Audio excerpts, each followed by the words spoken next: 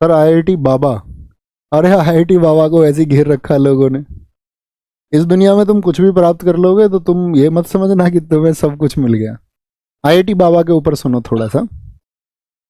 अच्छा, आईआईटी बाबा आपकी नज़र में अच्छे हैं या खराब हैं, आप बताओ।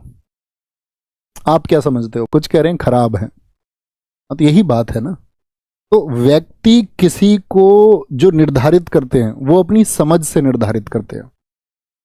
किसी की फिलॉसफी कैसी भी सही, सामने वाला जो निर्धारित करने वाला है ना, उसकी फिलॉसफी कैसी है, वो एंगल उन दोनों के बीच में इस बात पर निर्भर करेगा।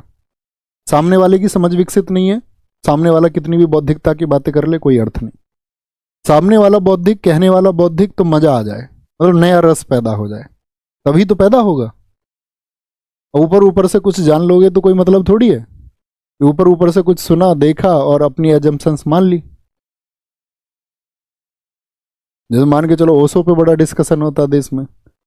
ओशो जब कभी भी साइंस पे बोले तो खराब ही बोले, अब कोई मानने को तैयार नहीं, क्योंकि ओशो के पक्ष में एक बड़ा वर्ग है। ओशो बहुत तार्किक आदमी है, नो डाउट।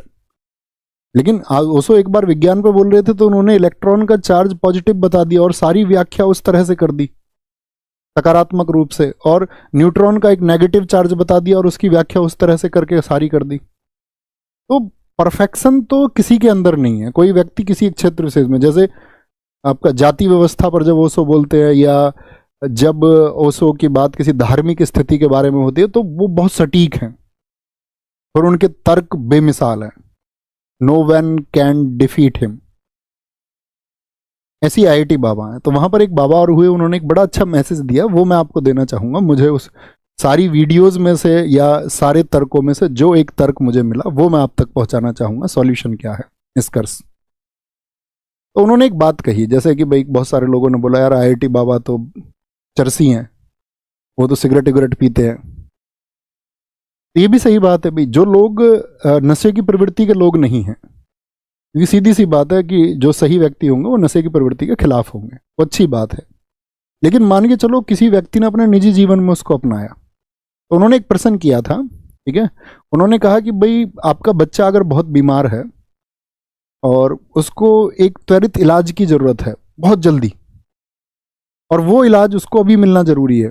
अब आपके पास दो डॉक्टर की चॉइस है, समझना मेरी बात को। वो उन्होंने कहा कि आपके पास दो डॉक्टर की चॉइस है।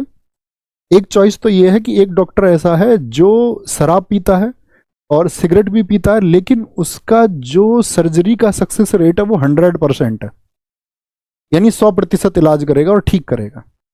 वहीं पे एक व्यक्ति बहुत ऐसी अच्छा धार्मिक प्रवृत्ति का है और मान के चलो कुछ भी वो उस तरह की चीज़ें जो नेगेटिव है, नशा या कुछ भी, वेज नॉन वेज XYZ जो अभी आप कंपैरिजन करें, वो सबका सेवन नहीं करता है, और उसका जो सक्सेस रेट है वो है 30%, यानी 100 में से 30 इलाज उसके सफल होते हैं, 70 में वो विफल हो जाता है। आप अपने बच्चे को किसके पास लेके जाएंगे, ये मुझे बताएं।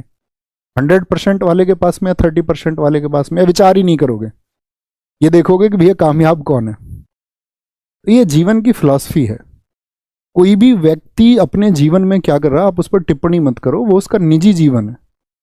आपसे उसका जो सार है, जैसे मान के चलो आप एक अच्छे शिष्य हो सकते हैं, तो मैं एक अध्यापक और शिष्य, हमारे बीच में क्या है, एक ट्रांसफर ऑफ नॉलेज। वो कैसी है, हमें इस बात से मतलब होना चाहिए, हमें किसी की निजी जिंदगी में नहीं जाना चाहिए, वो उसका निजी जीवन है। बात समझ पा रहे मैं क्या बोल रहा हूँ? बहुत सारे लोगों ने कहा कि हम 100% वाले के पास जाएंगे, बहुत शाबाश है।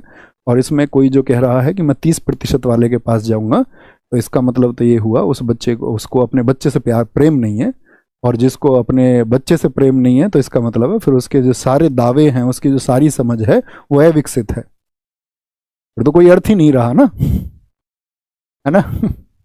ठीक है, इतना समझना है।